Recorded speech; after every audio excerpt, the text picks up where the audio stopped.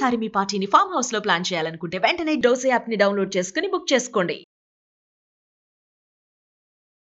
నమస్తే రమగారు. నమస్తే జయ. రమగారు, పతివ్రతల కథలు చాలా ఉన్నాయి మనకి. మనం కూడా కొన్ని డిస్కస్ చేసాము. చాలా రోజులు అయినట్లు అనిపిస్తోంది నాకు. మరి అలాంటిది ఏదైనా ఒకటి చెప్పుకుందామా? ఇప్పుడు మనం పతివ్రత కథలు చెప్పంగానే అమ్మాయిలందరూ మామూలుగానే మీరన్నీ మాంసకే చెప్తారు, అమ్మాయిలే బుద్ధిగా ఉండాలంటారని నా మీద ధ్వజం ఎత్తి పోట్లాడుతున్నారు. మన ఛానల్ ఏది కదండి, మన ఛానల్ అది. నేను ఇంతసేపు అలాగే అంటే మగపిల్లల్ని సపోర్ట్ చేస్తున్నట్టు ఆడపిల్లలకి అన్ని చెప్తున్నట్టు అబ్బో చాలా మంది అడుగుతుంటారు. ఇప్పుడు చెప్పబోయే మీరు అబ్బాయిల పేర్లు చెప్తారు కదా, అబ్బాయి అబ్బాయి అని. రమగారికి అబ్బాయి ఉన్నారు కాబట్టి అబ్బాయినే మెన్షన్ చేస్తారు. ఇది కూడా అంటారు. అంటే అది అలవాటు అయిపోయింది కదా. మామ్స్ మీరు ఎవరు కంగారు పడద్దండి, నాకు కూతురు ఉంది. సో నేను డెఫినెట్ గా అమ్మాయి మాట్లాడిస్తారు అమ్మగారిని. అదే ఇప్పుడు ఎలా అంటే మేము చాలా మంది సిస్టర్స్ కదా జయ. చివరి 4 లో మా నలుగురిలో ఒక్కక్కకి అమ్మాయి ఉంది. మిగిలిన ముగ్గురికి తలా ఒక 2 అబ్బాయిలే. ఈ బాయ్స్ ఎక్కువగా ఉంటాం. మా ఇంట్లో కూడా అంటే మా వారి వైపు కూడా అందరు మగపిల్లలే. చాలా లేట్ గా ఒక చిట్టిపాప అయ్యి మాకు. ఆడపిల్లల పేర్లు చెప్పడానికి కానీ ఆడపిల్లల బట్టలు కొనడానికి కానీ అవకాశం భగవంతుడు బాగా ఇవ్వాల. నాకు కొంచెం తక్కువ ఇచ్చాడు అన్నమాట.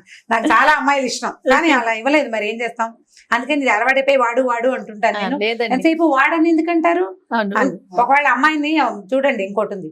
ఇప్పుడు వాడు మగవాడు అలా అనేస్తే బాగానే ఉంటుంది. అమ్మాయిని అది ఇది అంటే అమ్మాయిని అది ఇది అంటున్నారని ఏకవచన ప్రయోగం చేస్తున్నందుకు కూడా కష్టం వస్తుంటుంది. అంటే మనకి వినటానికి కూడా అంత అనిపించదు. డైరెక్ట్ గా పిలవటానికి అది ఇదని ముద్దుగా చెప్పుకుంటాం కానీ ఇట్లా మనం మాట్లాడేటప్పుడు అది ఇదని ఆ వర్డింగ్ అంత అనిపించదు రమ్మగారు. అవును, అంటే మీకు అలవాటు కాబట్టి అది ఇదని మాట్లాడగలుగుతాం. తెలియని పర్సన్ గురించి మనం మాట్లాడలేకపోతాం. అయితే ఇప్పుడు చెప్పే కదా, ఇప్పుడు మామూలుగా పతివ్రతల కథలు అంటే మనకి సీత, అనసూయ, సావిత్రి, అరుంధతి వీళ్ళందరినీ పతివ్రతల కథలు చెప్పుకోవాలి మనం. సుకన్య గురించి చెప్పాము, అదొక బెస్ట్ పతివ్రత కథగా నేను భావిస్తాను. చాలా మంచి కథ. ఇప్పుడు భర్తని వెనకాల వాడు ఎలా ఉన్నా మొగుడుతోటే ఉండాలి అనే భావన ఈ రోజుకి కుదరదు, ఈ రోజుల్లో కుదరదు. అయితే మనకి ఇంట్రెస్టింగ్ పతివ్రతల కథ ఒకటి చెప్తాను నేను. ఇది చాలా పాత కథ, చందమామ కథ యాక్చువల్గా. ఈ మధ్య ఒక ఫ్రెండ్, సీతగారండి నా ఫ్రెండ్, వాళ్ళ అత్తగారు ఏం పతివ్రతలమ్మా మీకు తెలుసా, భూలోకంలోనే పతివ్రతలు ఎక్కువ దేవుళ్ళ కంటేనండి. ఒక కథ ఇప్పుడో చెప్పారు, ఓ 2-3 రోజుల క్రితం గుర్తొచ్చారు సీతగారు అత్తగారు. ఎందుకో గుర్తొచ్చి ఆవిడ చెప్పింది ఈ కథ నాకు గుర్తొచ్చింది అనమాట. బాగుంటుంది, ఇంట్రెస్టింగ్ గా. మీరు పిల్లలకి చెప్తారో మీలో మీరే చెప్పుకుని నవ్వుకుంటారో మీ ఇష్టం. అయితే ఒకసారి ఒక పతివ్రతల సభ జరిగింది ఒకసారి స్వర్గంలో, దేవలోకంలో అన్నమాట. మన లక్ష్మీదేవి, పార్వతీదేవి, సరస్వతీదేవి, మనవాళ్ళందరూ ముగ్గురు. అక్కడి నుంచి శచీదేవి ఇంద్రుడి భార్య, అష్టదిక్పాలకుల భార్యలు అంతాను. అక్కడి నుంచి మన భూలోక పతివ్రతలుగా మనం భావించే సావిత్రి, తర్వాత ఏమో మన అనసూయ, అరుంధతి, ఇంకొక ఆవిడ ఎవరో ఉంది. అనసూయ, అరుంధతి, సావిత్రి కాకుండా భర్తను సతీ, సుమతి, ఇలా మొత్తం మనం చెప్పుకునే నానా రకాల అత్యద్భుతమైన పతివ్రత కథల్లో ఉన్న పతివ్రతామతలంతా చేరారు. నేను గ్రేట్ అంటే నేను గ్రేట్ అని ఒక లేడీస్ మీటింగ్ పెట్టుకుంది. మామూలుగా మనం లేడీస్ మీటింగ్ అంటే జనరల్ కిటీ పార్టీస్ లో కూడా ఏం చేస్తాం, మా ఇంట్లో మేము ఆ వంట చేస్తాం, ఇవన్నీ చాలా బాగా కుదిరింది, మా వాళ్ళంతా మెచ్చుకున్నారు ఒకటి. లేదా సీతగారు ఎవరో మా సీతగారు ఎంత బాగా చేశారో కూర, సీతగారు చేసిన పచ్చళ్ళు అదిరిపోతాయని ఒకళ్ళకి పట్టం కడతాం. మిగిలిన వాళ్ళంతా సీతగారు పడబో వాళ్ళ అత్తగారు వచ్చినప్పుడు భలే బాగా చేశారండి, సీతగారు పట్టు చీర కట్టుకున్నారు ఎంత బాగుందో అని మనం అంతా కలిసి ఒక ఆవిడకి పట్టం కడతాం. లేకపోతే ఎవరికి వాళ్ళం పట్టం కట్టుకుని మాట్లాడుకుంటాం. జనరల్ గా లేడీస్ మీటింగ్స్ లో జరిగేది ఇదే. మీరు ధ్వజం ఎత్తకండమ్మా నా మీద, సహజంగా జరిగేదే చెప్తున్నాను. ఎంత మిడిల్ క్లాస్ మొరాలిటీస్ లో ఉండే భాగాలు అనమాట ఇవన్నీ. మన గురించి మనం చెప్పుకుంటాం కదా. ఇవాళ టీవీలో చూసి ఒక పచ్చడి చేశాను, చాలా బాగా వచ్చింది. నువ్వు చెప్పిన పచ్చడి చేశాను, ఇవి బాగా కుదిరిందని సాధారణంగా చెప్పాం. టీవీలో చూశాను, యూట్యూబ్ లో చూశాను, అలాంటివి చెప్తాం. పుస్తకాలు మా చిన్నప్పుడు పుస్తకంలో ఉండేది, నేనైనా అంతే. మన ముందున్న మనిషిని మనం పొగడలేము. మన వెనక మనకి కనిపించని, మనకి దూరంగా ఉన్న వాళ్ళని సహజంగా వాళ్ళలో మనకి నచ్చినా నచ్చకపోయినా వాళ్ళ పేరు జయ ఒప్పుకుంటుంది కాబట్టి అందరూ ఒప్పుకోవాల్సింది. సో ఇప్పుడు వీళ్ళంతా ఇలా డిస్కషన్ పెట్టుకున్నారు. కొంతమంది ఏమో పార్వతీదేవి గొప్ప అన్నారు, కొంతమంది శచీదేవి గొప్ప అన్నారు, కొంతమంది సతీ సుమతి గొప్ప అన్నారు. వాదించుకున్నారు, ఏమి అవల, ఎవరిళ్ళకి వాళ్ళు వెళ్ళిపోయారు. మళ్ళీ ఇంకోసారి మీటింగ్ పెట్టుకుని దీన్ని సాధించాలనుకున్నారు. Very good. ఈ ఇళ్ళకి వెళ్ళిపోగానే సరస్వతీదేవి ఏమిటండి వీళ్ళు ఎవరు నన్ను గుర్తించరు, నేను ఎంత పతివ్రతను కాకపోతే మీ నాలుక మీద నన్ను పెట్టుకున్నారు అని సరస్వతీదేవి ఇంటికి వెళ్ళి భర్తకు చెప్పింది. లక్ష్మీదేవి ఏం చేసింది, ఆవిడ వెళ్ళి ఇంటికి వెళ్ళింది కదా ఆవిడ కూడా, వీళ్ళంతా పతివ్రతలా వాళ్ళ మొహమాండి, నన్ను కాబట్టి మీరు చెస్ట్ లో హృదయంలో పెట్టుకున్నారు, ఎప్పుడు నిత్యం నేను మీతోటే ఉంటా, నిత్యానపాయం నేను, నాకంటే పతివ్రత ఎవరుంటారు, వాళ్ళ పేర్లు వీళ్ళ పేర్లు చెప్తున్నారు అందరూ నామినేషన్లకి, నాకేమీ నచ్చలేదండి, వీళ్ళందరూ ఏమిటి ఇలా ఉన్నారని లక్ష్మీదేవి పార్వతీదేవి ఇంటికి వెళ్ళింది. ఆవిడ అంటుంది, నేను సగభాగాన్ని మీలో, శివుడు లేందే అసలు శివాగ్ని లేందే చీమైనా పుట్టదు, అలాంటి సాక్షాత్ పరమశివుడిలో సగభాగాన్ని అయిన నేనుండగా మిగిలిన వాళ్ళంతా వాళ్ళ పేర్లు వీళ్ళ పేర్లు సజెస్ట్ చేస్తున్నారు, ఏమీ నచ్చలేదు నాకు, ఏమిటో వీళ్ళ ధోరణి, ఆడాళ్ళు ఇలాగే ఉంటారని ఆడవాళ్ళ మీద తన ఉద్దేశాన్ని వెలిబుచ్చింది. ఇలా మాట్లాడుకున్నారు. అయితే నారదుడు త్రిలోక సంచారి కదా, ఆయన ఈ 3 ఇళ్లలోనూ విని ఇంకా ఇంద్రుడి ఇంటికి వెళ్ళి అక్కడికి వెళ్ళి ఇక్కడికి వెళ్ళి అందరిళ్ళకి వెళ్ళి చూశాడు. సతీ సుమతంది మా ఆయనకి కుష్ఠరోగం వచ్చినా కూడా ఆయనకి ఎక్కడ వేసి దగ్గరికి తీసుకెళ్ళమంటే అక్కడికి బొట్లో కూర్చోబెట్టి తీసుకెళ్లాను, ఆయన అన్నం తింటుంటే ఆయన వేలు ఊడి కంచంలో పడిపోతే ఆ అన్నాన్ని అసహించుకోకుండా తిన్నాను, నాకంటే పతివ్రత ఎవరుంటుంది అంటుంది సుమతి. సావిత్రి అంటుంది, నేనేమో యమధర్మరాజు వెనకాల పడి ఆయన ఇంటి దాకా వెళ్ళి నా మొగుడు నేను లాక్కొచ్చుకున్నాను, నాకంటే పతివ్రతలు ఎవరండి అని సావిత్రి అంటుంది. అనసూయమ్మ గారు ఇంకోటి అంటుంది, త్రిమూర్తులు మా ఇంటికి వస్తే నా మానం పోకుండా నేను వాళ్ళని పసిపిల్లలను చేసి నగ్నంగా వడ్డించాను, నేను నాకంటే పతివ్రతలు ఎవరైనా ఉంటారా అని ఆవిడంటుంది. సరే వీళ్ళందరి దగ్గర విని ఆయన ఏం చెప్పాడంటే నెక్స్ట్ మీటింగ్ ఒపీనియన్ తీసుకుని నెక్స్ట్ మీటింగ్ లో వీళ్ళంతా కూడంగానే ఏం చెప్పాడంటే, మీరెవ్వరూ కాదమ్మా, మీకంటే అత్యద్భుతమైన పతివ్రత భూలోకంలో ఉంది, భూలోకంలో ఉన్నారు పతివ్రతలు అంటే వాళ్ళు అన్నాడు. అనేసరికి అందరికీ ఆశ్చర్యం, ఏమిటి ఏం భూలోకం, చచ్చిపోతారు వాళ్ళు, 100 ఏళ్ళు అయ్యేసరికి చచ్చిపోతారు, 100 కాకుండా కూడా పోతారు, కొంతమంది పురుట్లో పోతారు, కొంతమంది మధ్యలో పోతారు, హార్ట్ అటాక్లు బ్రెయిన్ అటాక్లు ఎన్ని అటాక్లు ఉన్నాయి, ఎక్కడో చోట పోతారు, వాళ్ళకి అంటే మోర్టాలిటీ ఉంది, అంటే మృత్యు ఉంది వాళ్ళకి, ఇమ్మోర్టల్స్ కాదు వాళ్ళు, అంటే శాశ్వతత్వం లేదు. వాళ్ళ ప్రత్యేకత ఏమిటంటే మీకు తెలీదు, భూలోకంలో బ్రహ్మాండమైన పతివ్రతలు ఉన్నారు, నాకు తెలిసిన ఒక ఆవిడ పేరు చెప్తాను కావాలంటే కనుక్కోండి అన్నాడు. కనుక్కోమని అడ్రస్ చెప్పాడు, ఫలానా అడ్రస్ లో ఒక ఆవిడ ఉంటుంది, ఆవిడ బ్రహ్మాండమైన పతివ్రత అని.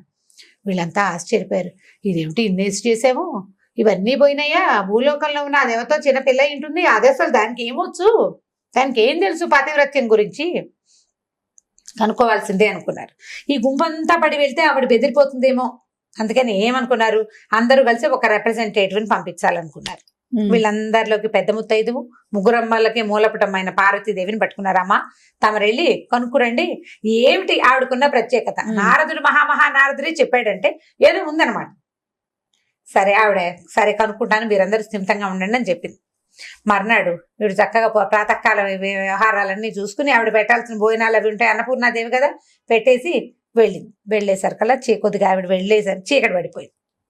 వ్యవహారాలన్నీ తెముల్చుకుని వెళ్ళేసరికి తలుపు కొట్టింది. అదొక పూరి గుడిసె, చిన్న ఇల్లు, పూరని మరీ బుజ్జిది కాదు, మామూలు తాటాకులు ఇల్లు. తలుపు కొట్టేసరికి ఎవరో అమ్మాయి లోపల నుంచి పలికింది. ఎవరమ్మా, ఎవరండి అంది. నేనమ్మా పార్వతీదేవిని తలుపు తీయమంది. అనేసరికల్లా, ఏమండి అయ్యో మా ఆయన ఇంట్లో లేడండి, ఎవరైనా వస్తే తలుపు తీయొద్దన్నాడు, పార్వతమ్మే వచ్చిందని అడిగి తలుపు తీయనా అని అడగడానికి అనుజ్ఞ తీసుకోవడానికి ఏమో మా ఆయన ఇంట్లో లేడు, అమ్మ మీరు రేపు పని చేస్తారా, రేపు పొద్దున్నే రండి, ఈ రాత్రికి మా ఆయన ఇంటికి వచ్చాక పార్వతీదేవి వచ్చింది తలుపు తీయమంటావా అని అడుగుతాను, ఆయన తీయమంటే రేపు పొద్దున్న తీస్తానమ్మా, ఏమి అనుకోకుండా ఇంటికి వెళ్ళిపోవా నువ్వు అంది. పార్వతీదేవి, ఏమిటి నేను వస్తే మొగుడిని అడగాల వసిని అనుకుని, సరేలే ఏమిటో వీళ్ళ భూలోక నియమాలు మనకు తెలియదని ఆవిడ వెళ్ళిపోతే ఈవిడేం చేసింది, ఈ అమ్మాయి భర్తను అడిగింది, రేపు పార్వతీదేవి వచ్చింది సాయంకాలము తలుపు తీయమంటావా, రేపు పొద్దున వస్తానందంటే ఆ తీయి పార్వతీదేవిని తీసుకొచ్చి లోపల కూర్చోబెట్టి మంచినీళ్ళు అవి ఇవి మంచి మాట్లాడమని చెప్పాడు భర్త. ఆవిడ దేవత పైనుంచి వచ్చిందని తెలుసు. పార్వతీదేవి భర్త తలుపు తీయద్దన్నాడు, ఎవరైనా వస్తే తలుపు తీయద్దన్నాడు, అందుకని తీయలేదు. మర్నాడు పొద్దున పార్వతీదేవి బయలుదేరేసరికి ముందు ఈ కాలంలో వీళ్ళంతా మాట్లాడుకోవడం విన్నాడు కదా వినాయకుడు. విని ఆయన ఏమన్నాడు అంటే, అమ్మ నేను వస్తానే, ఆవిడెవరో చూస్తానన్నాడు. సరే ఈవిడేం చేసింది, పిల్లాడే కదా అని చెప్పి వినాయకుడిని వెంబడి పెట్టుకొచ్చి బయట నుంచి తలుపు కొట్టింది. తలుపు కొడితే ఈ ఆవిడ తలుపు దగ్గరకు వచ్చి, అమ్మ ఎవరమ్మా అంటే, నేనమ్మా పార్వతీదేవిని, నేను మా అబ్బాయి వచ్చామనగా, మీ అబ్బాయి వచ్చాడా, అయ్యో మీరు ఒకరే వస్తారనుకుని మా ఆయన్ని అడిగానమ్మా, ఇప్పుడు మీ అబ్బాయి కూడా వస్తే తలుపు తీయమంటాడో తీయద్దంటాడో తెలియదమ్మా, మీరేమనుకోకండి, రేపు మళ్ళీ రండి, మా ఆయన అడగకుండా తలుపు తీయలేనమ్మా అనేసరికి ఏం చెయ్యాలో తెలియదు. నేను భారతీదేవిని, నేను వినాయకుడు తెచ్చాను, తలుపు తీయటలేదు, దీని పాతివ్రత్యం మండిపోను అనుకుని ఆవిడ ఏం చేసింది, వీళ్ళని తీసుకుని వెళ్ళిపోయింది వెనక్కి. మూడో రోజు పొద్దున మళ్ళీ బయలుదేరింది. బయలుదేరేసరికి ఇప్పుడు ఆవిడ రిప్రజెంటేటివ్, అంటే మన దేవతలందరి దగ్గర నుంచి వస్తోంది. కనుక్కోవాలి విషయం, కనుక్కుని చెప్పకపోతే వాళ్ళు ఒప్పుకోరు, మరి మిగిలిన వాళ్ళంతా అడుగుతారు కదా. అది కూడా రాదా నీకు అనరు. సరే కుమారస్వామి వస్తానని సరదా పడ్డాడు, కానీ బాబు నిన్న వాడిని తీసుకెళ్ళినందుకే పోయిందిరా ప్రోగ్రాము, నువ్వు రాబోక నాయన, నువ్వు ఇక్కడే ఉండు, నేను వెళ్ళొస్తాను అని ఈవిడ బయలుదేరి వెళ్ళింది. ఒక్కతే వెళ్ళి మరి ఏం చేస్తుంది, ఆవిడ ఒప్పుకోలేదు కదా. మూడో రోజు వెళ్ళంగానే ఈ అమ్మాయి తలుపు తీసింది. ఆవిడ అమ్మాయి ఏం కాదు, ఒక 32 ఏళ్లది స్త్రీ, ప్రౌఢ. అక్కడి నుంచి అమ్మ నీ పేరు ఏమిటంటే, నా పేరు గౌరమ్మ. మామూలుగా ఊళ్ళల్లో గౌరి పేరుని గవిరి, గైరమ్మ అలా పిలుస్తారు. గౌరమ్మ, గవరయ్య పేర్లు కూడా ఉంటాయి. నా ఫేవరెట్ పేరు గౌరి. నాకు అమ్మాయి పుడితే నేను ఆ పేరు పెట్టుకునేది, నాకు ఎంతో ఇష్టం. అయితే ఈ గౌరమ్మ నీ ఏం పేరు, ఏం చేస్తావమ్మా నువ్వు? ఏం చేస్తావు? నేనేం చేయనండి, మా ఆయనకి, మాకు బరువులు ఎత్తే కూలివాడు, కూలి పని చేస్తాడు మా ఆయన.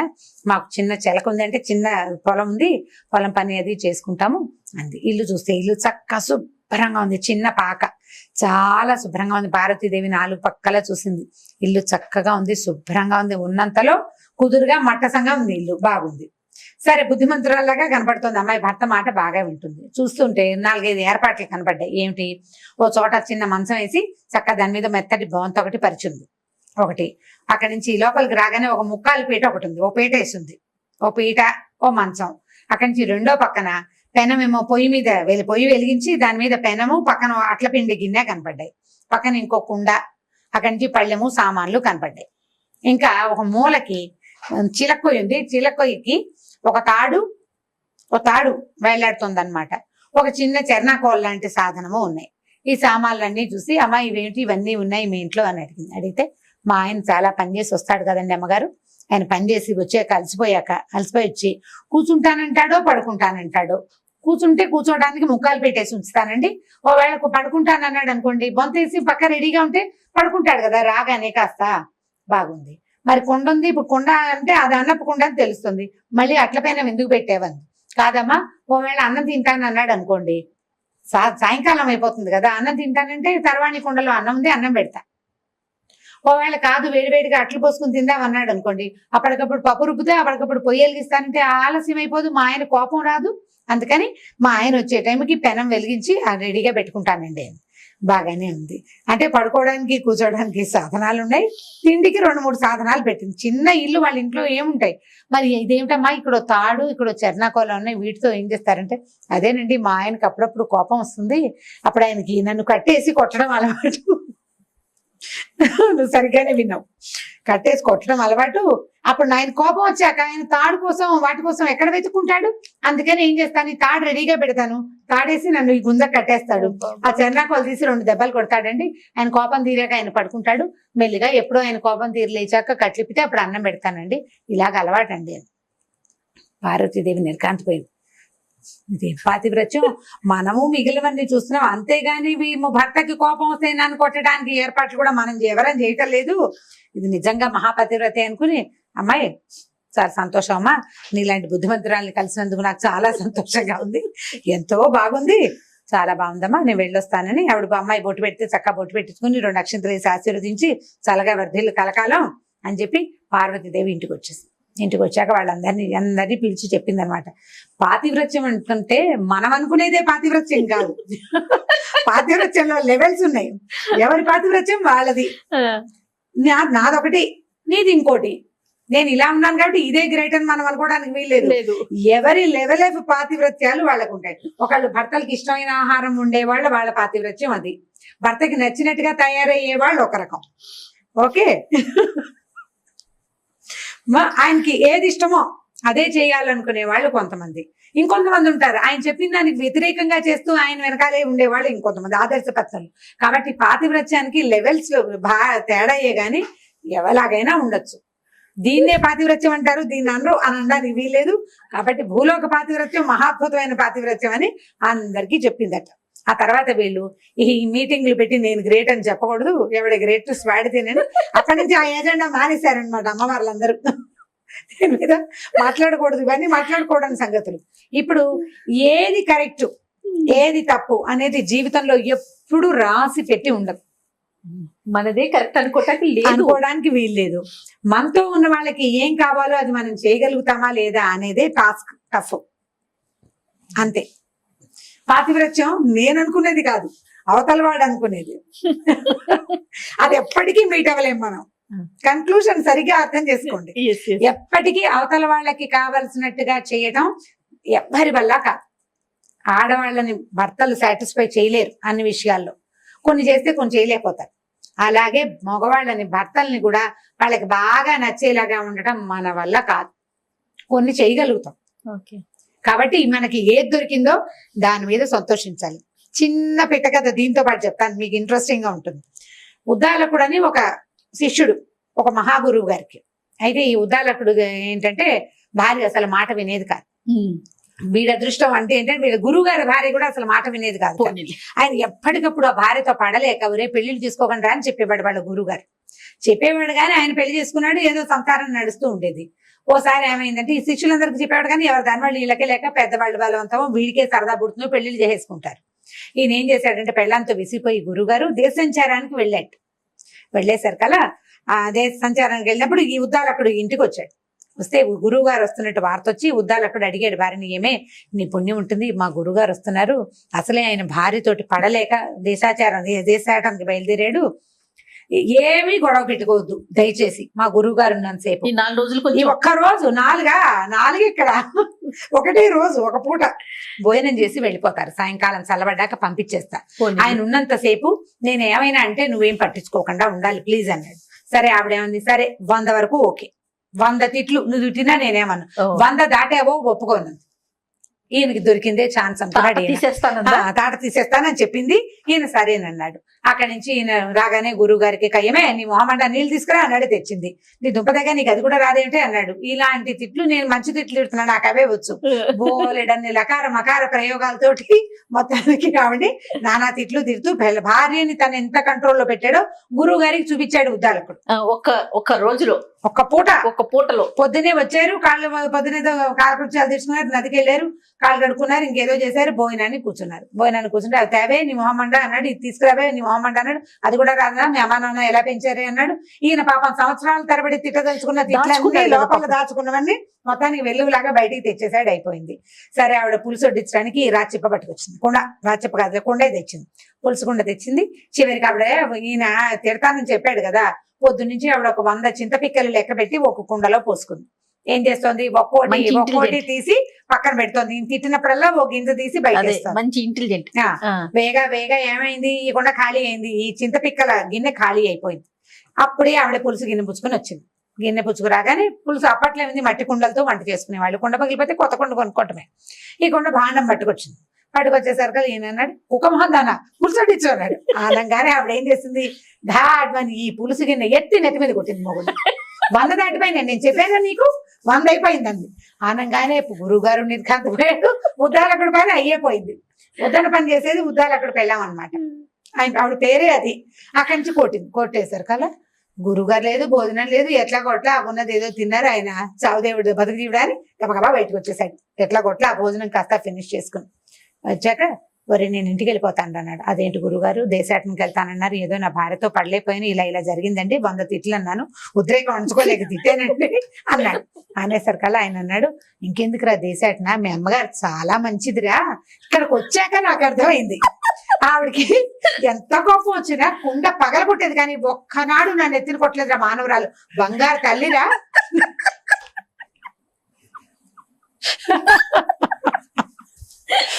ఎంత మంచిది గురువమ్మ గారు, చాలా మంచిది, కుండ పగలగొట్టేది కానీ అవి విసిరేసేది, అంతేగాని నా నెత్తి మీద కొట్టలేదు. చూడు ఇప్పుడు గురువు గారు పెద్దవాడు అన్నం తింటాడం లేదే నీ పెళ్ళానికి, నీ నెత్తి మీద కొట్టిందా, నీ నెత్తి మీద ఆగిందా,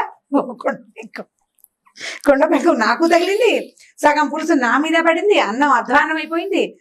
ఏదో పెద్దవాడిని భోజనానికి పిలిచాం, కనీసం బయట నుంచి వచ్చిన అతిథికి అన్నం పెడదామని ఇంకితం లేదురా నీ పెళ్ళానికి, దీనికంటే మా ఆవిడ చాలా మంచిది, పాపం ఏం చేస్తుందో తిట్టడానికి కొట్టడానికి మనిషి లేక ఎంత అవస్థపడుతుందో, నేను వెళ్ళిపోతాను రా అని గురువు గారి ఇంటికి వెళ్ళిపోయాడు. ఇప్పుడు పాతివ్రత్యం లెవెల్స్ చూసారు ఎలా మారిపోయినాయి. ఆవిడ గిన్నెలు విసిరేస్తుంది, ఇంట్లో నుంచి బయటకు వచ్చేసాడు ఈయన. ఈవిడ ఈవిడ ఏకంగా నెత్తి మీదే పగల కొట్టేస్తుంది. కాబట్టి ఏది బెటర్మెంట్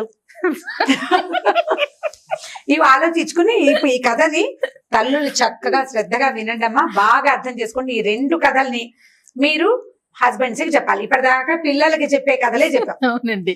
ఫస్ట్ టైం భర్తలకు చెప్పవలసిన కథలు నెంబర్ 1 శ్రీకారం చుట్టాం ఇవాళ. నేను ఎప్పుడైతే ఆన్ ఎయిర్ అవుతుందో ఫస్ట్ ప్రకాష్ కి చూపించాను నువ్వు. నేను మా వారు వింటూనే ఉంటారు ఈ కథ, నేను చెప్తూనే ఉంటాను. మీకు అది చెయ్యక కదా నేను ఎంత మంచిదాన్ని మీకు అర్థం కావట్లేదని చెప్తుంటాను అప్పుడప్పుడు. చాలా బాగుందండి. ఈ 2 కథలు గుర్తు పెట్టుకోవాలి, వీటిని అవసరమైనప్పుడు వాడుతూ ఉండాలి జాగ్రత్తగా. మళ్ళీ మోతాదు మించకూడదు. నాకు మాత్రం చెడ్డ పేరు తేకూడదమ్మా. మీరు రమ్మగారు చెప్పారని చూపించదా? నన్ను నా పేరు చెప్పకూడదు. రమ్మగారు మాకు ముందే చెప్పారని మాత్రం నన్ను చెడ్డ చేయొద్దు. నేను బంగారు తల్లినే మా ఇంట్లో. ఇబ్బంది పెడతారు కొంతమంది. అలాంటప్పుడు దీన్ని వాడుకోండి. ఈ 2 కథలు పూర్తిగా అమ్మాయిల కోసం, అంటే తల్లుల కోసం అని చెప్పడం లేదు నేను, అమ్మాయిల కోసం. ఓకే, సూపర్ రమ్మ గారు, చాలా బాగుంది. ఇంకొక స్టోరీతో మళ్ళీ కలుద్దాం. తప్పకుండా.